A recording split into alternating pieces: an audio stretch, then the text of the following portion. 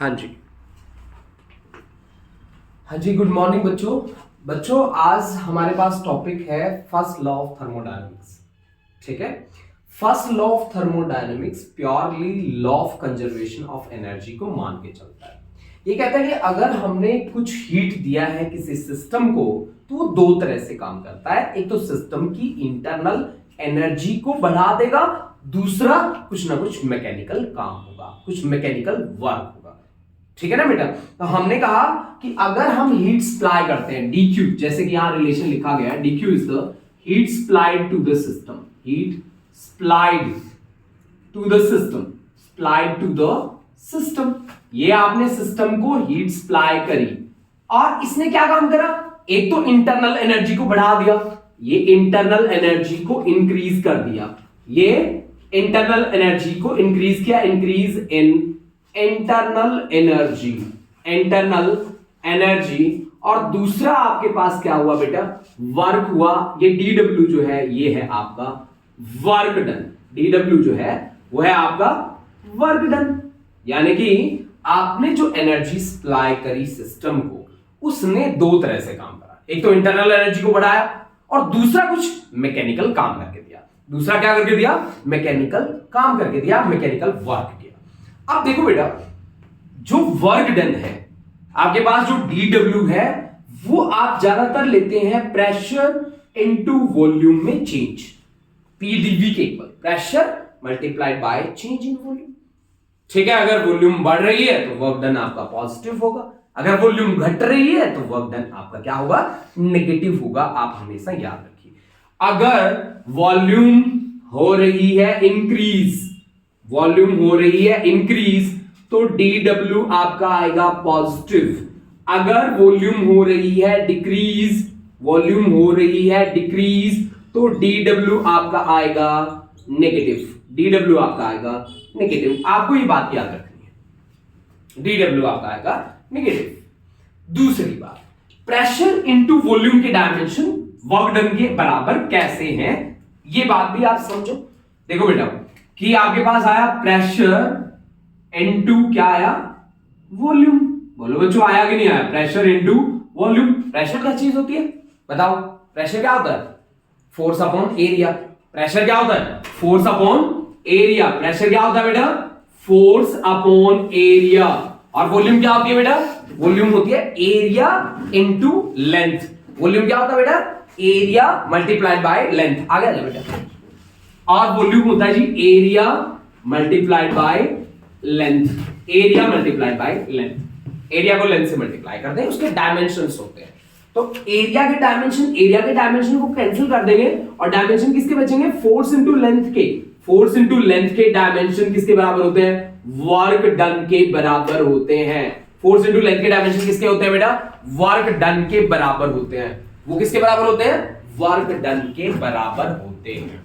ठीक है ना जी, वर्क डन के बराबर। हमने बोला कि फर्स्ट लॉ ऑफ थर्मोडायनेमिक्स कहता है जो हीट आपने सिस्टम को सप्लाई करी है, जो हीट आपने सिस्टम को सप्लाई करी है वो दो तरीके से यूज हो रही है। एक इंटरनल एनर्जी को बढ़ा रही है और दूसरा कुछ वर्क कर रही है। वर्क को हमने लिखा प्रेशर इनटू वॉल्यूम के बराबर। और इंटरनल एनर्जी का सभी को पता है, इंटरनल एनर्जी किसके डायरेक्टली प्रोपोर्शनल होती है बताओ भाई, internal energy U directly proportional to kinetic energy. सही है, याद होगा आपको। और काइनेटिक एनर्जी किसके बराबर होती है बोलो, काइनेटिक एनर्जी होता है F by 2 nRT, n number of moles, R gas constant और T आपके पास टेम्परेचर। अगर आपको चेंज इन इंटरनल एनर्जी निकालना हो del U तो F by 2 nR delta T, this is change in internal energy, change in internal energy, change in internal energy. ध्यान रखिए F यहां पे डिग्री ऑफ फ्रीडम है, F यहां पे डिग्री ऑफ फ्रीडम है बेटा, डिग्री ऑफ फ्रीडम। और आपको पता है ना डिग्री ऑफ फ्रीडम की जो वैल्यूज है वो मोनो एटॉमिक, मोनो एटॉमिक के लिए क्या है, डाई एटॉमिक के लिए क्या है, और ट्राई या पॉली वर्ड आ जाए पॉली एटॉमिक के लिए डिग्री ऑफ फ्रीडम कितनी है आप बता सकते हैं सारे बच्चे। ठीक है ना बेटा, आप क्या बता सकते हैं कि मोनो के लिए डिग्री ऑफ फ्रीडम कितनी है, बोलो 3, डायगोनल के लिए 5 और ट्राया के लिए आप लेते हैं 6। ये नॉन लीनियर डिस्ट्रीब्यूशन होता है जहां मॉलिक्यूल्स का 1 डिग्री ऑफ फ्रीडम 6 लेते हैं आप। और अगर वाइब्रेशन वाली बात आ जाए, वाइब्रेशन वाली बात आ जाए, वाइब्रेशनल मोशन आ जाए, तो आप क्या कर देते हैं, +2 कर देते हैं, 2 डिग्री ऑफ फ्रीडम आप और ऐड कर देते हैं अगर वाइब्रेशन की बात आ जाए तो। अगर वाइब्रेशन की बात आ जाए तो, अगर वाइब्रेशन की बात आ जाए तो, ठीक है ना बेटा, अगर वाइब्रेशन की बात आ जाए तो। अब कुछ साइन कन्वेंशंस हैं जो आपको याद रखने हैं यहां पे काम करते हुए। वो साइन कन्वेंशंस क्या क्या हैं, चलिए जी मैं बता देता हूं आपको साइन कन्वेंशंस हैं क्या क्या। ठीक है ना जी, कि कैसे आपका वर्क डन पॉजिटिव आएगा, नेगेटिव आएगा, हीट आपको पॉजिटिव लेनी है, नेगेटिव लेनी है, वो साइन कन्वेंशंस है, वो मैं आपको बता देता हूं। यहां पे क्या करें, साइन कन्वेंशन, हमारा टॉपिक है साइन कन्वेंशन। अब यहां पे आप पॉजिटिव नेगेटिव लेंगे किसे, कन्वेंशंस, साइन कन्वेंशंस। देखो जी, साइन कन्वेंशन में देखो पहली बात में लिखा है इसने, when heat is applied to the system dq is taken positive।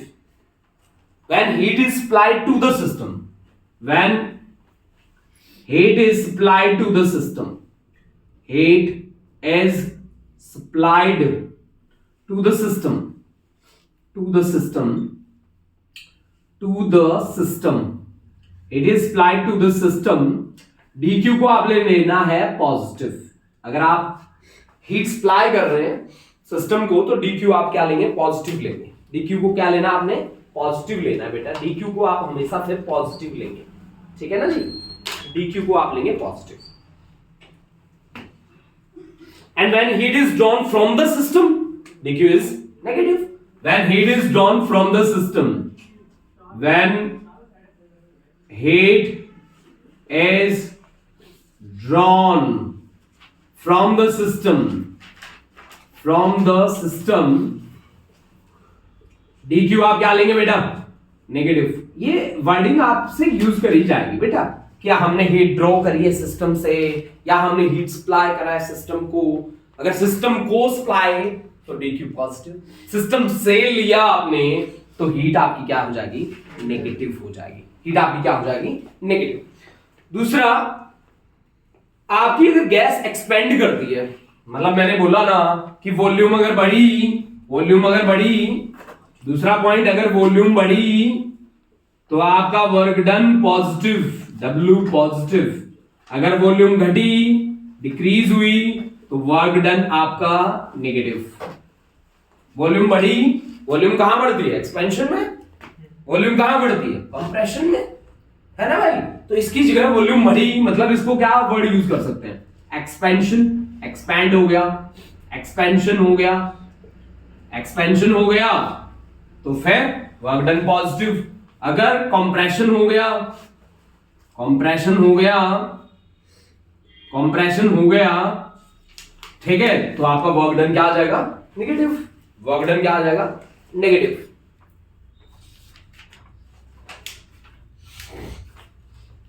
तीसरी बात, अगर टेम्परेचर T अगर बढ़ा, इंक्रीज हुआ, तो आपको पता है ना कि internal energy is directly proportional to temperature. Internal energy is directly proportional to temperature, as internal energy is directly proportional to temperature. So U will increase. अगर टेम्परेचर होगा डिक्रीज, तो internal energy U also decreases. तो यही sign conventions हैं, ठीक है, जिसकी हम बात कर रहे हैं यहां पे।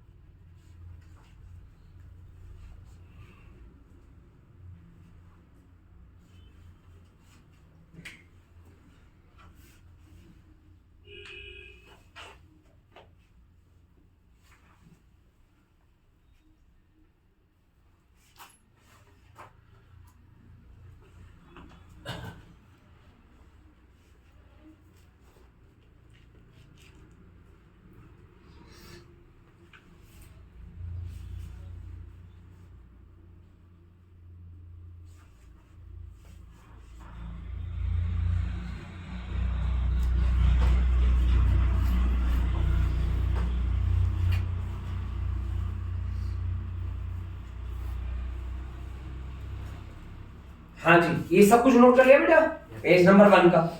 यानी कि पेज नंबर 1 में हमने आपको बताया कि dq is equal to du plus dw, आपको उसके लिए साइन कन्वेंशंस कैसे यूज करने हैं।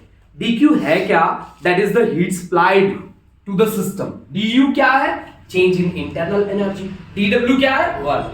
बस एक ही बात है जो आपको याद रखनी है, बस वो है आपका dq is equal to du plus dw। मैं आपको डिफरेंट प्रोसेसेस के अंदर भी चल के दिखाऊंगा, मैं वो भी आपको बताऊंगा जब आप डिफरेंट प्रोसेसेस में जाओगे, जैसे आइसोथर्मल में जाओगे, एडियाबैटिक में जाओगे, किसी साइक्लिक प्रोसेस में जाओगे, किसी मेल्टिंग प्रोसेस में जाओगे, किसी बॉइलिंग प्रोसेस में जाओगे, या फिर Mayer's formula Cp minus Cv is equal to R। ये बातें भी मैं आपको एक्सप्लेन करूंगा कि कैसे आपने काम करना है Cp minus Cv is equal to R के लिए। आप मेरी बात समझ गए? अब देखो बेटा, कुछ पॉइंट्स हैं जो मैं आपको लिखवा रहा हूं। मैंने पहला पॉइंट आपको लिखाया कि dq is equal to du plus dw। मतलब रिलेशन क्या है? एक रिलेशन जिसका नाम है dq is equal to du plus dw। इसको बोलते हैं differential form of first law of thermodynamics. यह है differential form of first law of thermodynamics. ये डिफरेंशियल फॉर्म है बेटा। डिफरेंशियल मतलब डी लगाया ना आगे, डी का क्या मतलब होता है? स्मॉल। तो आपने क्या करा? Small heat supplied that is equal to du क्या है? Change in internal energy plus dw that's the work done. तो du प्लस dw। अब देखो स्पीड पे बातें मैं कर रहा हूं, और पहली बात मैंने लिखा कि ये अप्लाई होती है हर एक प्रोसेस के लिए, और ये आपको बताया कि dq is equal to du plus dw मानती है किसको? Law of conservation of energy पे बेस्ड है। Law of conservation of energy, conservation of energy पे बेस्ड है। Law of conservation of energy पे ये बेस्ड है, ठीक है ना? Law of conservation of energy पे बेस्ड है। Law of conservation of energy पे ये प्रोसेस बेस्ड है बेटा। Law of conservation of energy पे बेस्ड। दूसरा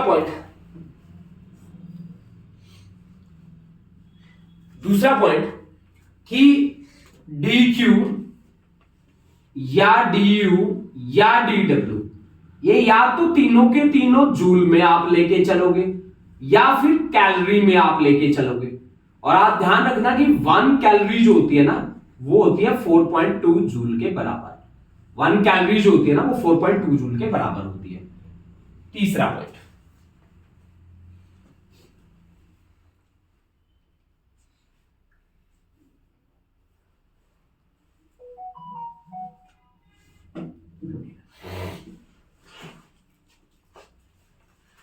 देखो बेटा, तीसरी बात इसमें सॉलिड, लिक्विड और गैस, इन तीनों के लिए एप्लीकेबल है, इन तीनों के लिए एप्लीकेबल है।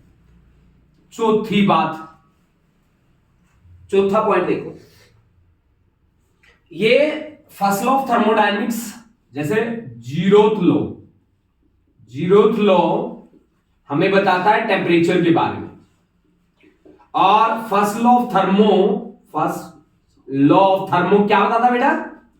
बोलो बेटा, ये बताता है इंटरनल एनर्जी U के बारे में। इंटरनल एनर्जी के बारे में बताता है बेटा फर्स्ट लॉ ऑफ थर्मोडायनेमिक्स। समझ गए? फिफ्थ पॉइंट लिखो बेटा,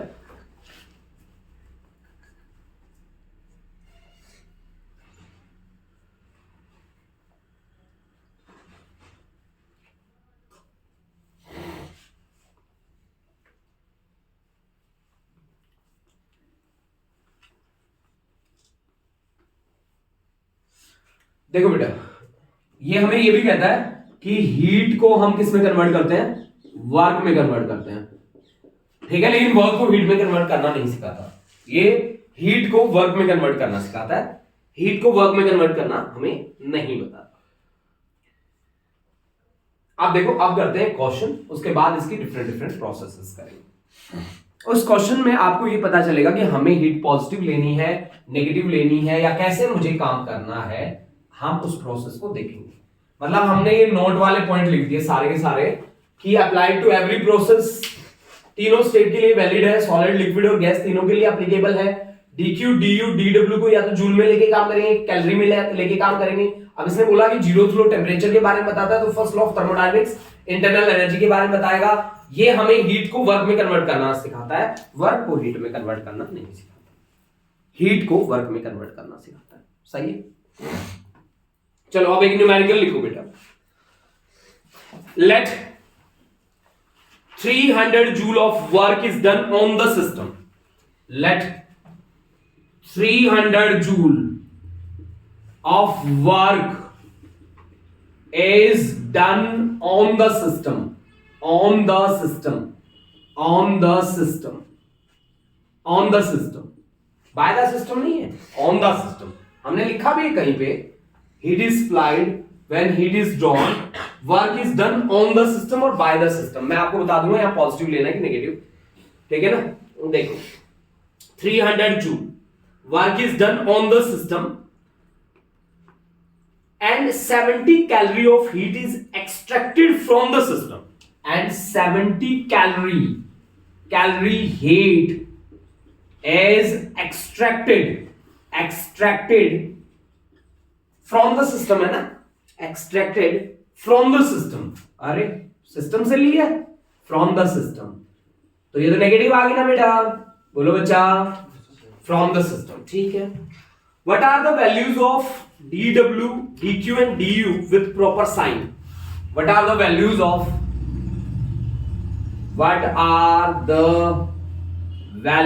of dQ, du and dW with proper sign? With proper sign. Proper sign. With proper sign.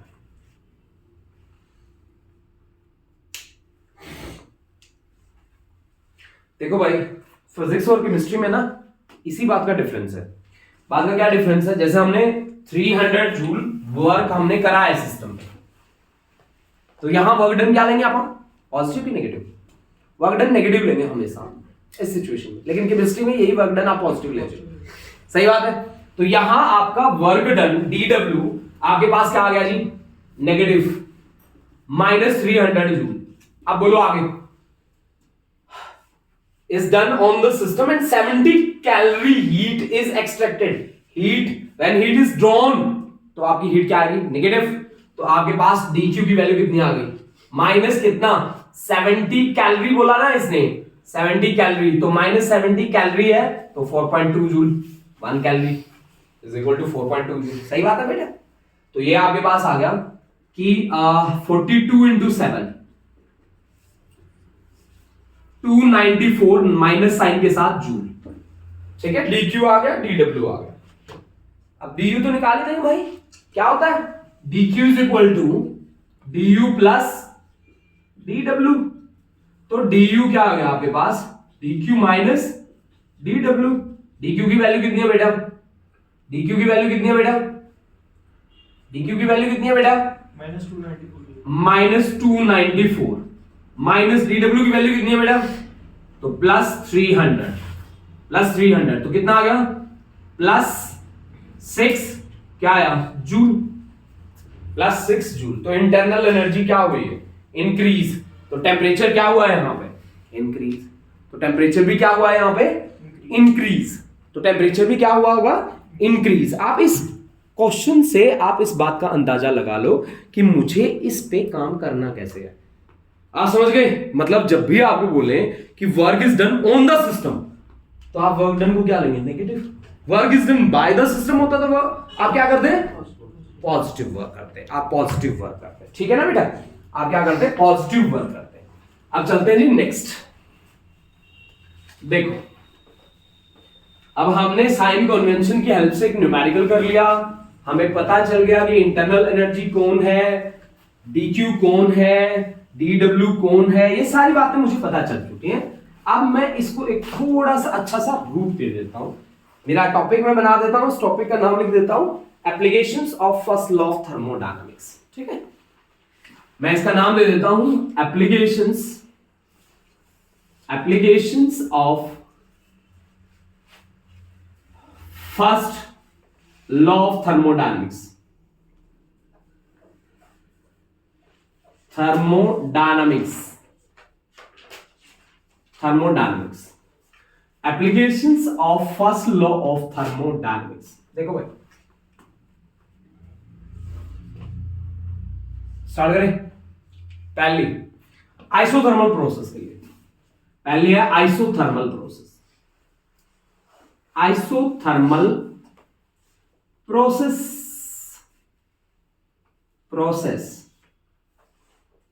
Isothermal process. सोच के देखो भाई, मैंने ये एक कप चाय ली। आइसोथर्मल का क्या मतलब होता है? टेम्परेचर कांस्टेंट है। टेम्परेचर कांस्टेंट है मतलब सराउंडिंग का जो टेम्परेचर वही इसका टेम्परेचर होना है। अब चाय है गर्म, चाय गर्म है, इसका टेम्परेचर तो ज्यादा है। ये कहता है कि मैं अपना टेम्परेचर सराउंडिंग के बराबर करूंगा। सराउंडिंग के बराबर करने के लिए इसे क्या करना पड़ेगा? हीट का एक्सचेंज करना पड़ेगा। सही बात है, हीट का एक्सचेंज करना पड़ेगा। अब मान ले कि तुम्हारे पास है 200 रुपए, उसके पास है केवल और केवल 40 रुपए। तुम्हें बराबर करने हैं दोनों को, तो कैसे करोगे बराबर? तुम्हारे पास है 200 रुपीज, उसके पास है 40 रुपीज, आप बराबर कैसे करोगे दोनों? 120 120, 240 हो गए, 120 120, तो तुझे कितने देने पड़ेंगे उसे? 80 रुपए। तूने दिए ना, कब दिए? जब तेरे पास ज्यादा थे। तो वैसे ही यहां किसी का अगर टेम्परेचर ज्यादा है तो वो कम वाले को क्या कर देगा? डोनेट कर देगा। सही बात है, और टेम्परेचर उसका क्या होगा? बराबर। अब ये तो था पैसे देने की बात। इसी तरह से अगर हीट दी जाए तो इसका मतलब क्या हो रहा है? हीट का एक्सचेंज हो रहा है। मतलब आइसोथर्मल प्रोसेस में हीट का एक्सचेंज होता है। किसके लिए? टेम्परेचर को बराबर करने के लिए। टेम्परेचर को बराबर करने के लिए। मैं आपको एक बात बता दूं कि isothermal processes are very very slow processes. ये बहुत ही स्लो होती है बेटा, आराम से। जैसे आपने एक कप चाय का कप था, आपने रख दिया, क्या वो एकदम से ठंडा हो जाता है? नहीं होता ना, नहीं होता ना। बकेट में आपने पानी डाला तो क्या पूरी बकेट 2 मिनट में ठंडा हो जाएगा पानी? नहीं होता। ये प्रोसेस कैसी होती है? स्लो होती है। यानी कि जिनका ग्राफ क्या हो? बहुत लंबा खींचा हुआ ग्राफ हो, वो किसको शो करेगा? आइसोथर्मल को। ठीक है ना, वो किसको शो करेगा? आइसोथर्मल प्रोसेस को शो करेगा। ठीक है। दूसरी बात, हमने बोला आइसोथर्मल में temperature is constant. Temperature is constant, और टेम्परेचर अगर कांस्टेंट है तो इंटरनल एनर्जी भी क्या होगी? कांस्टेंट। इंटरनल एनर्जी भी क्या होगी? कांस्टेंट। क्यों? क्योंकि इंटरनल एनर्जी किसके डायरेक्टली प्रोपोर्शनल है? टेम्परेचर के। इंटरनल एनर्जी किसके डायरेक्टली प्रोपोर्शनल है? टेम्परेचर के। इंटरनल एनर्जी का फॉर्मूला क्या होता है? इंटरनल एनर्जी का फॉर्मूला होता है F/2 nRT, n number of moles, R gas constant, F degree of freedom. तो इंटरनल एनर्जी डायरेक्टली प्रोपोर्शनल किसके आ गई? टेम्परेचर के डायरेक्टली प्रोपोर्शनल आ गई। बार बार लिखो इस रिलेशन को ताकि आपको ये याद हो जाए, ताकि ये आपको याद हो जाए। यानी कि हमने बोला कि इंटरनल एनर्जी का रिलेशन होता है F/2 nRT। F degree of freedom है, n नंबर ऑफ मोल है, R गैस कांस्टेंट है, और T क्या है बेटा? टेम्परेचर। सही है। तो ये बाकी चीजें तो सारी कांस्टेंट हो जाएंगी। बचा कौन? टेम्परेचर। मतलब internal energy is directly proportional to किसके? टेम्परेचर के। Internal energy is directly proportional to temperature. Internal energy is directly proportional to temperature. सही है। इतनी गल समझ आई? तो आगे बढ़ जाओ। अब मैंने क्या बोला कि इंटरनल एनर्जी इज कांस्टेंट, और कांस्टेंट का डेरिवेटिव क्या होता है? अगर मैं इसका आगे डेरिवेटिव लगा दूं तो इसका क्या मतलब है कि चेंज क्या होगा? फिर जीरो। जो क्वांटिटी कांस्टेंट है उसमें चेंज थोड़ी ना होता है। होता है क्या? आप बताओ। तो du क्या हो गया? जीरो। du अगर जीरो हो गया तो from first law of thermodynamics, from first law of thermodynamics, first law of thermodynamics क्या कहता है? जो आपने हीट सप्लाई करी है वो इंटरनल एनर्जी में इंक्रीज कर रही है, प्लस कुछ ना कुछ वर्क हो रहा है, dq is equal to du plus dw। तो du क्या हो गया? जीरो। तो dq कितना हो गया? dw के बराबर। यानी कि जितनी हीट आपने दी वो सारी की सारी किसमें हो गई? वर्क में कन्वर्ट हो गई। q is equal to w। ये जूल्स लॉ की स्टेटमेंट थी, ये जूल की स्टेटमेंट थी। ये किसकी स्टेटमेंट थी? कि जितना आप हीट सप्लाई करोगे वर्क डन उतना ही ज्यादा होगा। ये जूल्स लॉ था बेटा, ये जूल का लॉ था, जूल्स लॉ। जूल्स लॉ बोलते हैं इसे, है ना, कि heat is directly proportional to work. सही है, ठीक है ना बेटा? ठीक है। अब देखो बेटा, हमने बताया आपको आइसोथर्मल प्रोसेस के बारे में, ठीक है, ठीक है। तो अब आप लिख लो कि dq is equal to dw। आ गया? आप ये लिखेंगे कि heat supplied in an isothermal process is used entirely to do work against the external surrounding, against the external surrounding. Work done dq is equal to dw। बस इतनी बात लिखनी है आपने, dq is equal to d, लिख दिया। अब दूसरी प्रोसेस लेते हैं जिसका नाम है adiabatic, adiabatic process, adiabatic process. Adiabatic process होती है भाई बहुत ही फास्ट, वेरी फास्ट। जैसे कि इसका एग्जांपल देता हूं मैं आपको। जैसे आप गाड़ी लेके जा रहे हो बेटा, तू गाड़ी लेके जा रहा है और गाड़ी का टायर फट गया एकदम से, गाड़ी का टायर फट गया एकदम से, टायर बर्स्ट हो गया। वो कैसी प्रोसेस होगी पता है तुझे? एडियाबैटिक। वो कैसी प्रोसेस होगी? एडियाबैटिक। अब एडियाबैटिक प्रोसेस में क्या नहीं होता? एडियाबैटिक प्रोसेस में क्या नहीं होता? आप सुनो, एडियाबैटिक प्रोसेस में क्या नहीं होता? हीट एक्सचेंज, हीट का एक्सचेंज नहीं होता। यानी कि यहां पे एडियाबैटिक प्रोसेस कौन सी होती है? जो कहती है कि हीट कांस्टेंट होगी, हीट कांस्टेंट होगी, हीट कांस्टेंट होगी तो डीक्यू क्या हो जाएगा? जीरो। भाई हीट का एक्सचेंज करते नहीं है। कैसे? जैसे तुम थर्मस में पानी पी रहे हो, मान लो तू सुबह सवेरे थर्मस में पानी गर्म करके डाला है, वो गर्म का गर्म ही रहता है। क्यों रहता है वो गर्म? क्योंकि सराउंडिंग के साथ कोई एक्सचेंज नहीं करता, ठीक है ना। उसके अंदर क्या लगा होता है? थर्मोकोल। थर्मोकोल क्या होता है? Bad conductor of heat, bad conductor of heat, जो क्या नहीं करने देगा? हीट का एक्सचेंज करने ही नहीं देता सराउंडिंग के साथ। तभी तो हीट कांस्टेंट रहती है ना भाई। आप देखो, आपके पास जो थर्मस है ना, उसके अंदर क्या लगा है? थर्मोकोल। और थर्मोकोल क्या है? बैड कंडक्टर ऑफ हीट है भाई, bad conductor of heat, heat का बैड कंडक्टर है। आप मेरी बात समझ तो रहे हैं ना? ठीक है ना बेटा? हीट का बैड कंडक्टर है तो वो सराउंडिंग के साथ क्या नहीं करने देगा? एक्सचेंज नहीं करने देगा। अगर एक्सचेंज नहीं हुई तो वो गर्म का गर्म रह जाएगा, पानी है या चाय है या जो भी आपने रखा है। सही है, ठीक है। तो हमने बोला कि Q कांस्टेंट है, dq is equal to 0, very fast होती है प्रोसेस। जैसे आपके गाड़ी का चलते चलते टायर का फट जाना, मैंने ये एक एग्जांपल दिया है आपका, ठीक है ना, गाड़ी का। अच्छा, इसमें एक और भी एग्जांपल देता हूं मैं। जैसे आपके घर में एसी है और एसी का जो कंप्रेसर काम करता है ना, एकदम से कंप्रेस करी गैस छोड़ दी, वो भी एडियाबैटिक प्रोसेस है। सही है, वो भी एडियाबैटिक प्रोसेस है भाई, ठीक है कि नहीं है? कंप्रेसर देखा है एसी का कैसे? जैसे कंप्रेसर जब चलता है, जब अपनी एसी चल रही है, एक तो सीधी हवा फेंकती है, जब कंप्रेसर चलता है तो अलग आवाज आती है कि नहीं आती? और फिर वो क्या करता है? हाई प्रेशर से एकदम से गैस को फेंक के मारता है। उससे क्या होता है बताओ? उससे कूलिंग होती है ना, ठीक है ना, उससे कूलिंग होती है ना, होती है कि नहीं होती? अगर गाड़ी का टायर फट गया तो उससे कूलिंग होगी कि हीटिंग होगी? बताओ। उससे हमेशा कूलिंग होगी। आप समझते होगे हीटिंग होगी, उससे कूल होता है, हीट नहीं होता कभी भी, ठीक है ना। कूलिंग प्रोड्यूस होती है उससे। समझ गए आप? मेरी बात समझ गए ना? ठीक है। अगर चलो आपको ये बात मेरी अच्छी नहीं लगी हो तो एक एग्जांपल और दे देता हूं। मान लो आपने सिलेंडर में गैस भर रखी है, आप अपने घरों में यूज होता है ना एलपीजी गैस, आप उसको हाई प्रेशर से बाहर निकालो, क्या बर्फ जमेगी? क्या बर्फ जमेगी? अगर नहीं देखा ना तो देख लेना करके, बर्फ 100% श्योर जमेगी, जमेगी, 100% श्योर है जमेगी। समझ गए आप मेरी बात? वो एडियाबैटिक प्रोसेस है, एकदम से आपने काम करा है, ठीक है ना। तो वहां पे क्या हो जाएगा? बर्फ जम जाएगी, ठीक है ना बेटा। तो अब मैंने क्या बोला? मैंने बोला कि dq 0, dq 0 तो फर्स्ट लॉ ऑफ थर्मोडायनेमिक्स क्या कहता है कि dq is equal to du plus dw। तो यहां पे first law of thermodynamics as dq is equal to du plus dw। dq आपका 0 है तो du प्लस dw क्या हो गया? 0। तो इसका मतलब है du is equal to minus of dw, minus of dw, minus of dw, dq is equal to minus of dw।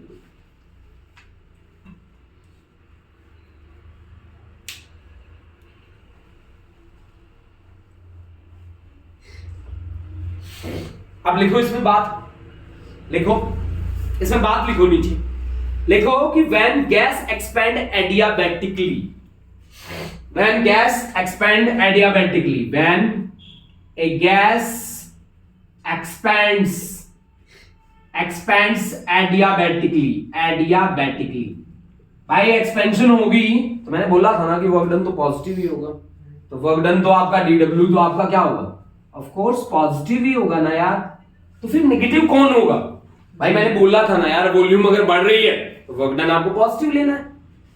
बोलो भाई, वर्क डन क्या होता है बच्चों? बोलो, वर्क डन होता है P V2 माइनस V1 या P dV। बोलो, यही बात है कि work done is equal to P into V2 minus V1 या dV, वॉल्यूम में चेंज। अब अगर V2 माइनस V1 की वैल्यू पॉजिटिव आ गई तो वर्क डन तो पॉजिटिव ही होगा। तो फिर यहां पे नेगेटिव क्या होगा? नेगेटिव होगा यहां पे du नेगेटिव हो जाएगा, इंटरनल एनर्जी नेगेटिव हो जाएगी। और इंटरनल एनर्जी अगर नेगेटिव हो जाएगी तो फिर टेम्परेचर क्या करेगा? टेम्परेचर क्या करेगा? डिक्रीज। टेम्परेचर क्या करेगा? डिक्रीज, क्योंकि इंटरनल एनर्जी किसके डायरेक्टली प्रोपोर्शनल है? बोलो बेटा, इंटरनल एनर्जी किसके डायरेक्टली प्रोपोर्शनल है? Temperature. Temperature, internal energy is directly proportional to temperature.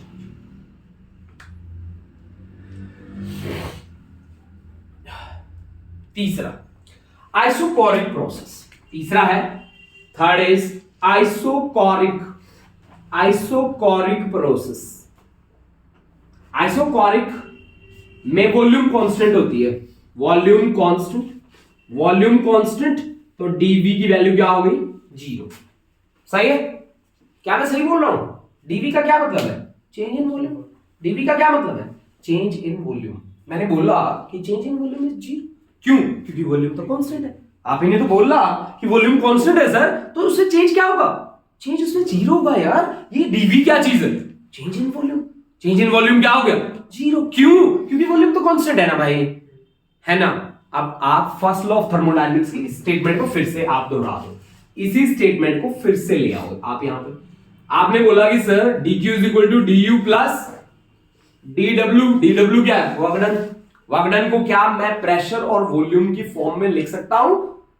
क्या मैं dw को प्रेशर और वॉल्यूम की फॉर्म में लिख सकता हूं? बिल्कुल, मैं ऐसे लिख सकता हूं इसको, dq is equal to du को एज इट इज रखने दो, dw की जगह लिख दो pdv, प्रेशर इनटू वॉल्यूम। बताया था ना आपको कि प्रेशर इनटू वॉल्यूम के डायमेंशन किसके होंगे? वर्क डन के होंगे। सही बात है कि नहीं है? pdv बोलो, है ना। आप लिख भी सकते हो कि dw जो होता है ना, वो प्रेशर इनटू वॉल्यूम के बराबर होता है, pdv के बराबर होता है, pdv के बराबर होता है।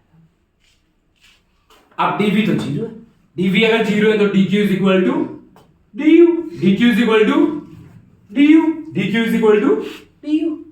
dq क्या होगा? du के बराबर। dq भी पॉजिटिव, du भी आपका क्या है? पॉजिटिव है।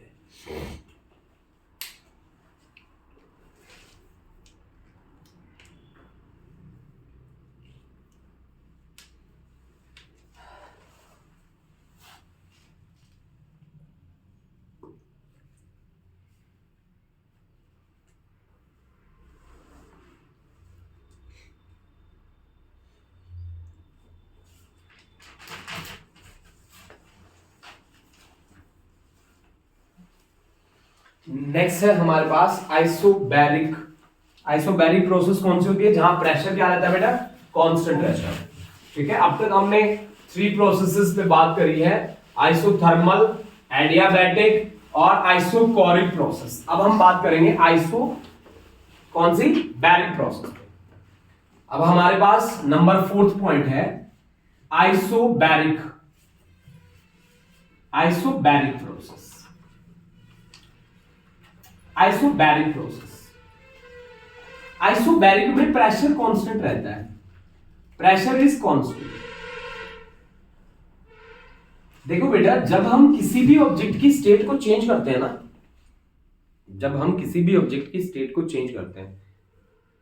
तब 2 चीजें कांस्टेंट रहती हैं। कौन? एक तो प्रेशर और एक कांस्टेंट, क्या? टेम्परेचर।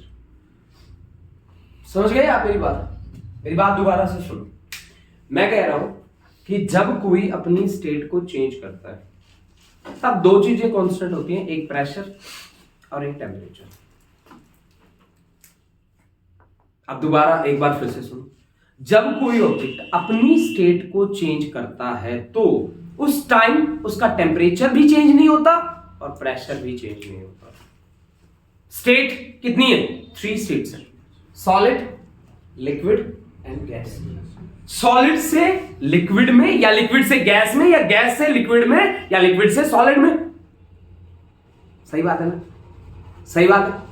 यानी कि जब कोई अपनी स्टेट को चेंज करेगा तो टेम्परेचर चेंज नहीं होगा, प्रेशर चेंज नहीं होगा, थोड़ी बहुत वेरिएशन आती है प्रेशर, थोड़ी बहुत, नेग्लेजिबल।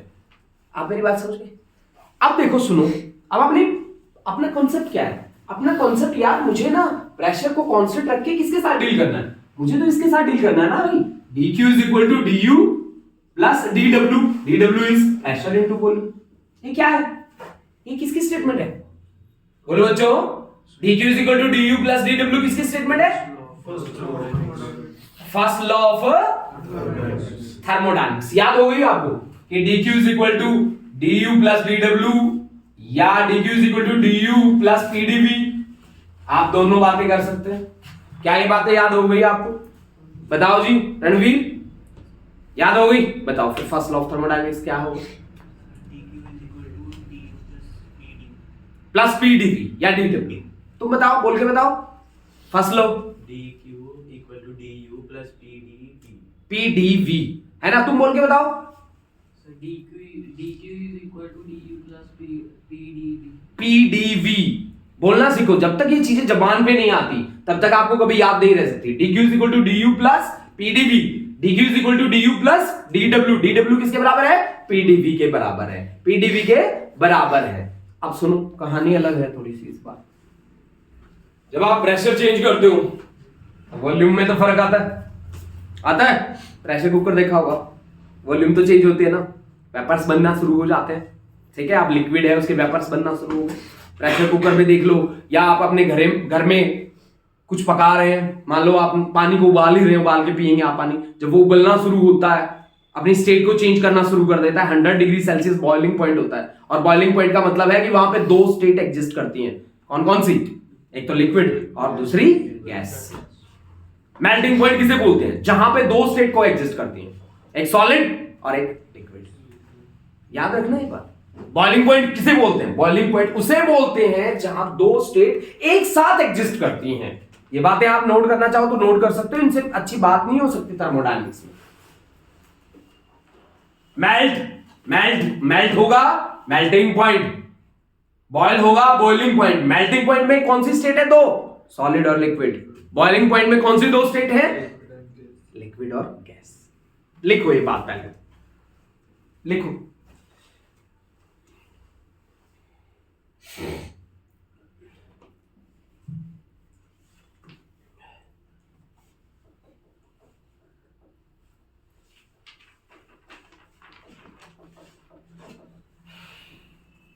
हाँ जी, हो गया। ठीक है, बॉइलिंग पॉइंट और मेल्टिंग पॉइंट। मेल्टिंग पॉइंट में 2 स्टेट को एग्जिस्ट करी, एक सॉलिड और दूसरी लिक्विड। बॉइलिंग पॉइंट में 2 स्टेट एग्जिस्ट करी, लिक्विड और सही है। चलो आगे। हाँ जी बेटा, नीचे मत देखो, मेरी तरफ देखो यार। अब चलो आप आगे चलते हैं। आपने कहा कि सर हमने ना जो वॉल्यूम में चेंज है, यहां पे मान लेते हैं dv is equal to final volume minus initial volume. मैंने कहा कोई बात नहीं, मान लिया।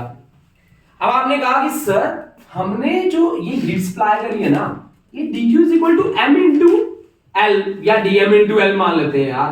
dm इंटू एल हो सकता है ना, dm इंटू एल। मास एल क्या है? Latent heat. एल क्या है? Latent heat. लेटेंट हीट का क्या काम होता है? स्टेट को चेंज करना। लेटेंट हीट का क्या काम होता है? स्टेट को चेंज करना। ठीक है ना भाई? है ना? सही है। तो यानी कि dq is equal to dm into L, LDM. ठीक है ना? तो आप लेटेंट हीट dl मान लो, चाहे m इंटू dl ये भी ले सकते हो आप। m इंटू dl ले लो यार, स्मॉल हीट आपने सप्लाई करी है। ठीक है, तो फिर आपके पास क्या हो गया? dq is equal to m dl that is equal to du plus dw की वैल्यू है प्रेशर इंटू वॉल्यूम। वॉल्यूम है आपके पास फाइनल माइनस इनिशियल। यानी कि यहां से du इज इक्वल टू क्या आ गया? m dl minus pvf minus vi। vf का मतलब है फाइनल वॉल्यूम, vi का मतलब है इनिशियल वॉल्यूम। ठीक है ना? Final volume, initial volume minus initial, minus initial.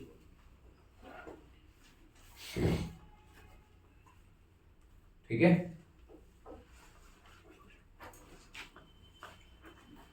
ये हमारे पास आई है change in internal energy, change in internal energy, internal energy on vaporization, vapours में जब कन्वर्ट हुआ है ना ये वेपोराइजेशन, जेशन, तो लेटेंट हीट ऑफ वेपोराइजेशन भी आप यूज कर सकते थे, यहां पे एलवी वर्ड यूज कर सकते थे हम, इंस्टेड ऑफ यूजिंग सीधा LV, latent heat of vaporization आप वर्ड यूज कर सकते थे, latent heat of vaporization word आप यूज कर सकते थे। उसके बाद आता है जी एक छोटी सी प्रोसेस है जिसका नाम है cyclic process, cyclic process. Cyclic process कब पॉसिबल है भाई? साइक्लिक, जहां से आए वहीं पे वापस चले गए, कब पॉसिबल होता है? रिवर्सिबल में। इंटरनल एनर्जी क्या हो जाए? बोलो, इंटरनल एनर्जी क्या हो जाए? कांस्टेंट। भाई अगर तुम्हारी इंटरनल एनर्जी कांस्टेंट नहीं है तो तुम क्या घर पहुंच जाओगे? नहीं, जितनी आए थे उसी एनर्जी से वापस, बल्कि ज्यादा हो जाती है। बैठे बैठे सोचते हैं छोड़ेगा कब, घर जाऊंगा भाग के, है ना, घर से भी आगे भाग रहा हो चले जाओगे, मतलब इंटरनल एनर्जी क्या होगी? कांस्टेंट। यानी कि साइक्लिक प्रोसेस के लिए क्या खासियत रहेगी इसकी? Internal energy constant, you constant, तो डी यू क्या हो गया? जीरो। अब आपका डी क्यू क्या होता है? D Q is equal to D U plus D W, यानी कि D Q is equal to क्या आ गया? डी डब्ल्यू, क्योंकि डी यू क्या हो गया? जीरो। तो ये आ गया आपका साइक्लिक प्रोसेस। ये क्या आ गया? Cyclic process.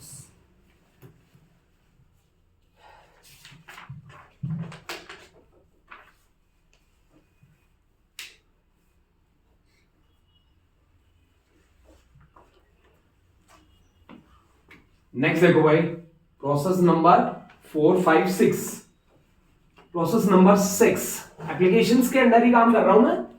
प्रोसेस नंबर है मेरे पास 6।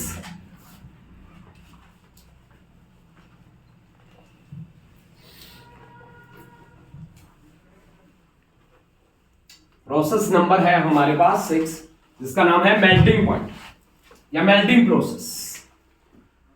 Application number 6, melting process. Melt करेंगे जी अब आप, मेल्टिंग। एक बात मैं आपको बता दूं कि मेल्टिंग में ना वॉल्यूम में बहुत ज्यादा चेंज नहीं आता, बहुत ज्यादा चेंज नहीं आता, नेग्लिजिबल चेंज होता है ना। मेल्टिंग में ये बात याद रखना कि मेल्ट जब होती है, जैसे आपके घर में बर्फ है, बर्फ मेल्ट हो गई, आप बर्फ जमाते हो ना, देखा होगा बर्फ जमाते हो तो कैसे जमाते हो बताओ? फ्रिज में क्या करते हो? पानी का एक डोंगा भर के रख देते हो, यही होता है, और वो पूरा बर्फ से भर जाता है, थोड़ा सा स्पेस आता है, थोड़ा सा खाली हो जाता है ना, खाली खाली सा लगता है, थोड़ा सा, बहुत ज्यादा नहीं आता, तो थोड़ा सा चेंज होता है वॉल्यूम में। मतलब यहां पे वॉल्यूम लगभग क्या रहती है? वॉल्यूम लगभग कांस्टेंट रहती है। वॉल्यूम जब कांस्टेंट है तो डीवी क्या हो गया? जीरो। डीवी जीरो क्या? मेल्ट होने का क्या मतलब है? स्टेट कहां से कहां तक चेंज हो रही है? Solid to liquid, solid to liquid. Solid और लिक्विड दोनों स्टेट यहां पे कोएग्जिस्ट करती हैं, मेल्टिंग पॉइंट पे कोएग्जिस्ट करती हैं। ठीक है, टेम्परेचर तब तक चेंज नहीं होता जब तक कि उसकी स्टेट पूरी तरह से चेंज ना हो जाए।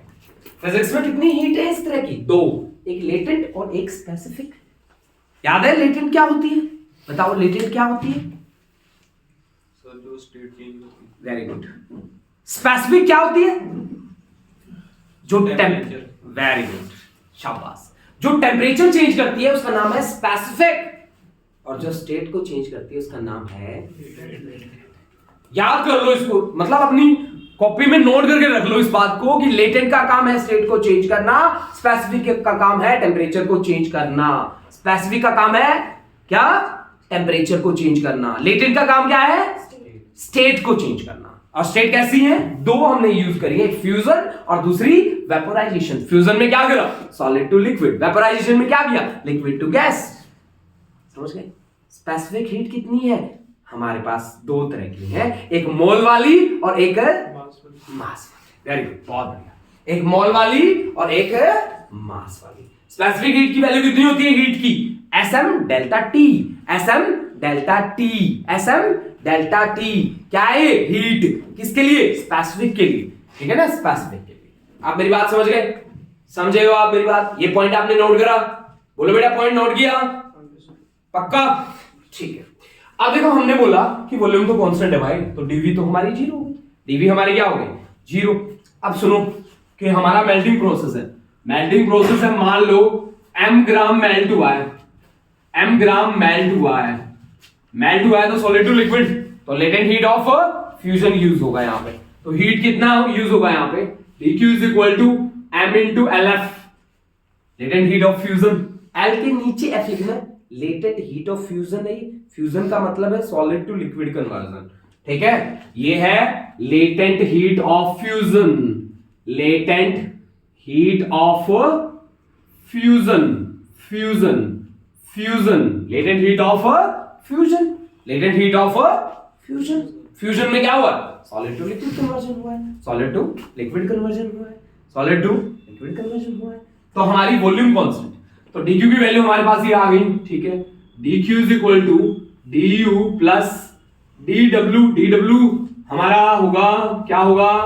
pdv, dv की वैल्यू क्या है? जीरो। तो dq is equal to du, dq की वैल्यू कितनी है? m into latent heat of fusion, that is equal to du, m into LF, that is equal to du, that is equal to du, ठीक है? m into LF।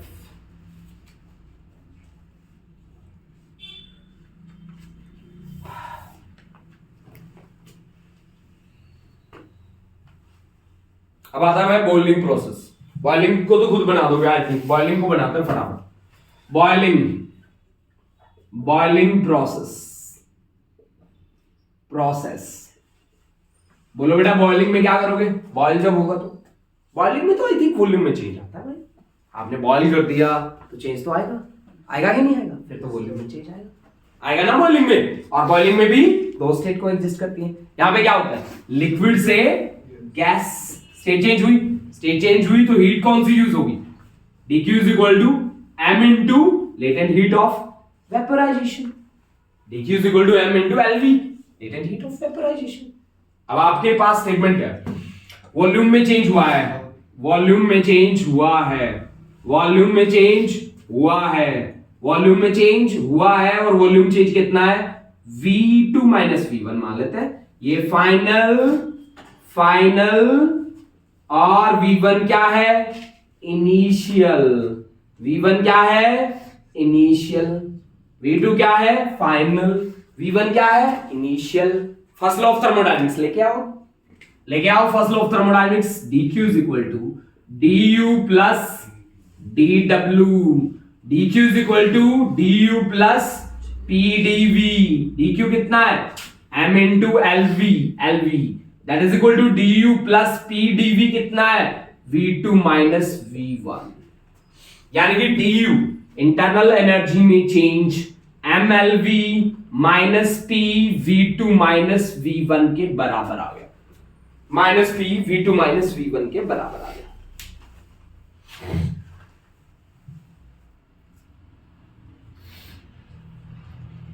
Sir, हाँ, melting और boiling में हमारा temperature change होता है? Melting और boiling में टेम्परेचर चेंज होता है? नहीं नहीं नहीं नहीं नहीं, फिर डी जीरो नहीं होगा? हाँ डी जीरो नहीं हो जाएगा? नहीं, आप ना देखो, जब किसी भी को मेल्ट करते हो ना तो उस टाइम आप हीट की सप्लाई देते हो, है ना? हीट की आप क्या देते हो? सप्लाई देते हो। तो उसमें ऐसा होता है कि पार्शियल कन्वर्जेंस होती हैं, कंप्लीट कन्वर्जेंस नहीं होती ना। पार्शियली थोड़ा वो लिक्विड में कन्वर्ट कर जाता है, पार्शियली वो सॉलिड रहता है। तो इसके लिए हमने आपको इंटरनल एनर्जी बताई है। अच्छा, ठीक है? हाँ हाँ सर जी, ठीक है। एक मिनट रुक जाओ बेटा, एक मिनट, इसको नोट कर लो आप, फिर आगे बढ़ जाते हैं। हाँ जी, उसके बाद बात आती है भाई फ्री एक्सपेंशन की। नाम तो सुना होगा आपने, फ्री एक्सपेंशन सुना? फ्री एक्सपेंशन नाम सुना? Free expansion, free expansion, expansion, free expansion, ये है आपका प्रोसेस नंबर 8th एप्लीकेशन है फ्री एक्सपेंशन। फ्री एक्सपेंशन का क्या मतलब है, यहां ना तो वर्क सिस्टम पे होता है या ना सिस्टम से होता है, ना तो सिस्टम पे वर्क होता है ना सिस्टम से वर्क होता है, neither on the system nor by the system, यानी यहां पे वर्क डन डीडब्ल्यू आपका 0 रहता है। फ्री एक्सपेंशन कैसा होता है, हमेशा एडियाबैटिक होता है।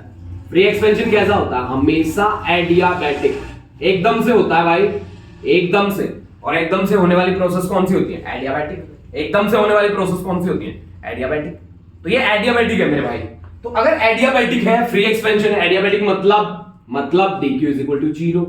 अब फर्स्ट लॉ ऑफ थर्मोडायनामिक्स क्या कहता है कि dq is equal to du plus dw, तो dq भी 0, dw भी 0, तो इसका मतलब हुआ du भी क्या 0, du भी क्या होगा 0। du 0 मतलब इंटरनल एनर्जी इज कांस्टेंट, जितनी थी उतनी पड़ी रहेगी। Internal energy is constant, internal energy is constant, ठीक है ना। तो फ्री एक्सपेंशन में आपका जो इंटरनल एनर्जी होगा वो क्या रहेगा, कांस्टेंट रहेगा, ठीक है जी। अब हम करते हैं इसका सबसे इंपॉर्टेंट टॉपिक, इसका नाम है मेयर्स फॉर्मूला। मेयर्स फॉर्मूला मतलब Cp minus Cv is equal to R, Cp minus Cv is equal to R, Mayer's formula. इसी के एप्लीकेशन में आता है भाई, वो हम जो एप्लीकेशन कर रहे हैं वो फर्स्ट लॉ ऑफ थर्मोडायनामिक्स की कर रहे हैं। बता दो बेटा फर्स्ट लॉ ऑफ थर्मोडायनामिक्स क्या होता है, बोलो दक्ष बोलो। dq plus du plus pd, dq is equal to du plus dw, dq is equal to du plus dw। इसको बोलना सीखो, अपने बोल के दिखा बेटा। dq is equal to dw plus pd, नहीं अब तक जबान पे नहीं आया ना। dq is equal to du plus dw, dq is equal to du plus dw। बस जबान पे लाओ इसको, जब जबान पे आ जाएगा तो काम भी कर दोगे आप, है ना। ये भी अनदर एप्लीकेशन है, relation between two specific heats, relationship between two specific heats,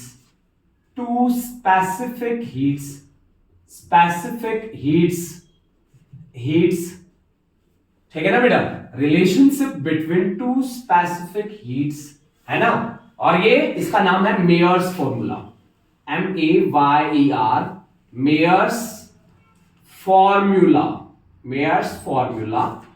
और मेयर्स फॉर्मूला क्या कहता है, वो कहता है कि Cp molar specific heat at constant pressure minus molar specific heat at constant volume that is equal to R।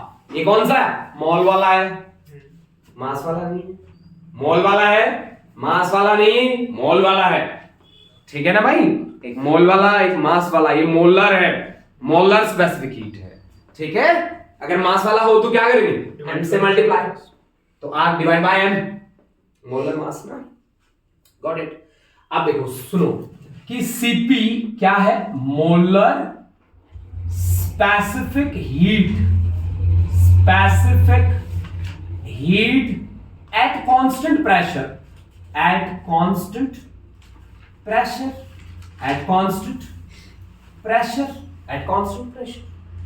molar specific heat at constant pressure, सही है। Cv क्या है, Cv है molar specific heat at constant volume constant क्या है, volume. Cv की value कितनी होती है, Cv की वैल्यू होती है भाई F/2 इंटू R। F क्या है, F है डिग्री ऑफ फ्रीडम, R क्या है, R है गैस कांस्टेंट, R क्या है गैस कांस्टेंट, वैल्यू कितनी है 8.314 जूल पर मोल केल्विन पावर -1, केल्विन इनवर्स, ठीक है ना, केल्विन इनवर्स। Cv की वैल्यू कितनी है F/2 into R, F degree of freedom है, ठीक है ना, और R जो है वो गैस कांस्टेंट है जी, ठीक है। ठीक है, स्टार्ट कर दें। देखो भाई हम चले गए कहां, अभी सर्दियों का टाइम है, हम घूमने चले गए रेगिस्तान, डेजर्ट एरिया में। और इंडिया में डेजर्ट एरिया कहां पे है, राजस्थान के जैसलमेर में चले गए हम, ठीक है ना। अबे चला गया जैसलमेर और कैटल ले गया वहां पे, ठीक है, और केटल में थोड़ा सा पानी डाला, पानी गर्म करके पीना है भाई, पिला दूं? ठीक है, वो लड़का कह रहा है ठीक है सर, ओके रिपोर्ट है। इसमें मास हमने भर लिया m be the mass, m gram नहीं है, पानी ले लो कुछ भी, मास ले लिया हमने एम। इसको जी हीट सप्लाई करी, हीट सप्लाई कर रहे हैं जी, ये लो जी, ये हमने हीट सप्लाई करी डी क्यू करी। हीट दो तरह से सप्लाई करी जाएगी भाई, एक कांस्टेंट वॉल्यूम पे और एक कांस्टेंट प्रेशर पे, ठीक है ना जी। अगर मैं वॉल्यूम को कांस्टेंट रखूं तो, ठीक है ना जी, ठीक है, टेम्परेचर जितना इसका राइज करना है उतना ही प्रेशर वाले में राइज करना है, टेम्परेचर को सेम रखूंगा, ठीक है ना। अब आपको बताया, पहला मैंने किया case one, heat is supplied eight constant volume, eight constant volume को हमने क्या रखा बेटा, कांस्टेंट, वॉल्यूम को रखा कांस्टेंट, सही है ना, ठीक है। से with heat dq temperature rises by dt, temperature rises by dt से मान लो। अब देखो, from first law of thermodynamics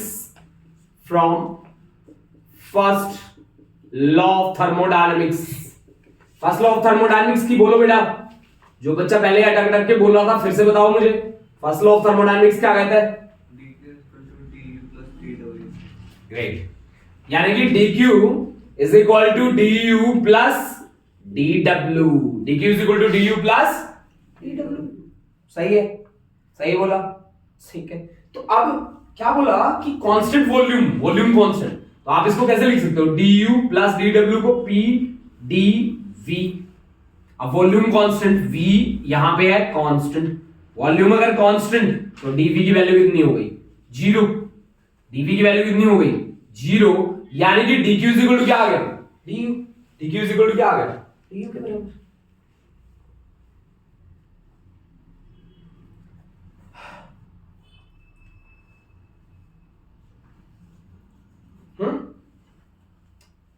सही है क्या?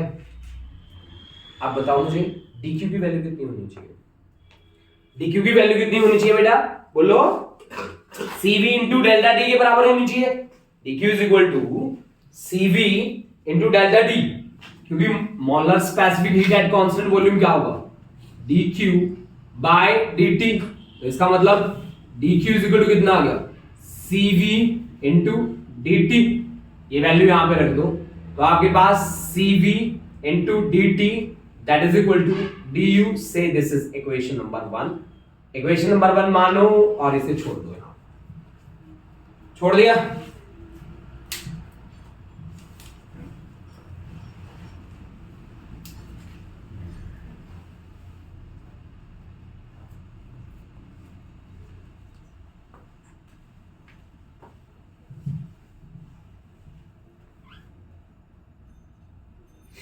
ठीक है जी, चलो नेक्स्ट केस सेकंड करते हैं। केस सेकंड में है एट कांस्टेंट वॉल्यूम, क्योंकि मुझे ये molar specific heat at constant volume तो आ गया, प्रेशर पे बात करेंगे। Case second eight constant pressure constant रखो जी, प्रेशर कांस्टेंट रखोगे, हीट की सप्लाई दो जी, dq हीट सप्लाई करो और उससे टेम्परेचर उतना ही राइज करो, टेम्परेचर मान लो dt टेम्परेचर ही राइज हुआ है ना। अब फर्स्ट लॉ ऑफ थर्मोडायनेमिक्स को लेके आओ first law of thermodynamics as dq is equal to du plus dw की जगह लिख देते हैं pdv। अब dq आपने हीट सप्लाई करी, dt इसको du डैश मान लो, pdv तो pdv रहेगा। अब हीट कितनी सप्लाई करी है, cp is also equal to dq by dt, तो dq इज इक्वल टू बोलो बेटा cp इंटू dt, तो यहां पे cp into dt that is equal to du dash plus PdV. Say this is equation number second. Say this is equation number second.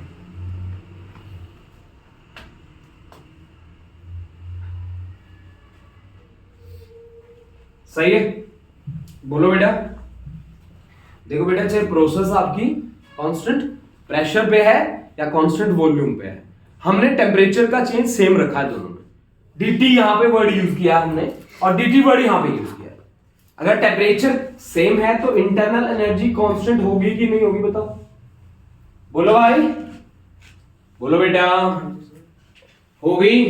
तो यानी कि D और D dash की वैल्यू सेम है, क्योंकि as for process 1, as in case 1 and 2, temperature changes by same amount. Changes by same amount. Temperature changes by same amount. Temperature changes by same amount. As in case 1 and 2, temperature changes by same amount. ठीक है ना भाई? तो फिर so du becomes equal to du dash. ठीक है ना? अब use value, use du is equal to du dash as equivalent to Cv into dt, molar specific heat. क्योंकि du की जो वैल्यू है वही तो किसकी वैल्यू है, du dash की है, और du की वैल्यू कितनी है, Cv into dt। put in second, put in 2, put in second, put in 2, second में पुट करो, सेकंड में पुट करोगे तो Cp into dt that is equal to du dash that is equal to Cv into dt plus क्या बेटा, Pdv। यहां से Cp dt minus Cv dt that is equal to Pdv। यहां से Cp minus Cv into dt that is equal to Pdv is rdt। Pdv is equal to rdt, pressure into volume। Pv is equal to क्या होता है, nRT। for 1 mole of gas Pv is equal to RT, तो P into dV is equal to R into dt, R into dt। मैंने यही value रखी है यहाँ पे। dt से dt कैंसिल हो गया और आपके पास आ गया Cp minus Cv that is equal to R। R क्या है, gas constant. Cp minus Cv is equal to R। या आप ये भी बोल सकते हैं कि Cp जो होगा वो R प्लस Cv के बराबर होगा। ठीक है, अब Cv की वैल्यू आपके पास है, आपको पता है F/2 into R, तो Cp कितना हो गया, बोलो। R तो कॉमन आ गया, F/2 प्लस 1 के बराबर हो गया Cp। हो गया। मोनो, डाया, ट्राया तीनों के लिए आप Cp और Cv निकाल सकते हो। मोनो के लिए क्या होता है, मोनो एटॉमिक गैस के लिए, मोनो एटॉमिक गैस के लिए डिग्री ऑफ फ्रीडम होता है 3, तो Cv की वैल्यू आ गई 3/2 RT, है ना। Cp की वैल्यू एक ऐड कर दो इसमें तो 5/2 RT। सही है, सही बोल रहा हूं ना मैं, F/2 into R, है ना। F/2 into R R ही होता है ना बस। हाँ, तो T क्यों लिख रहा है यहाँ पर, T को क्या हटाओ यार, 3/2 R और 5/2 R। डाई के लिए क्या होगा बताओ, डाई के लिए क्या होगा, डायटोमिक गैस। डायटोमिक गैस के लिए F is equal to 5, Cv is equal to 5/2 R, Cp is equal to 7/2 R, 7/2 R। Try या पॉली के लिए, ट्राई एटॉमिक या फिर पॉली एटॉमिक, पॉली एटॉमिक के लिए बोलो बेटा, ट्राई या पॉली एटॉमिक के लिए आपके पास F is equal to कितना हो जाएगा, 6, तो Cv is equal to 3R, Cp is equal to 4R। बस दैट्स इट। तो ये है सब कुछ about the Mayer's formula, Cp minus Cv is equal to R। ठीक है, और हमने ये सब कुछ पढ़ा है फर्स्ट लॉ ऑफ थर्मोडायनेमिक्स के एप्लीकेशंस के अंडर। ठीक है ना जी। तो हमारे पास इसकी जितनी भी एप्लीकेशंस रही हैं उन पे बेस्ड हम न्यूमेरिकल्स लगातार करते जाएंगे और रिलेशंस बनाते जाएंगे, रिलेशंस बनाते जाएंगे। ठीक है जी, चलिए।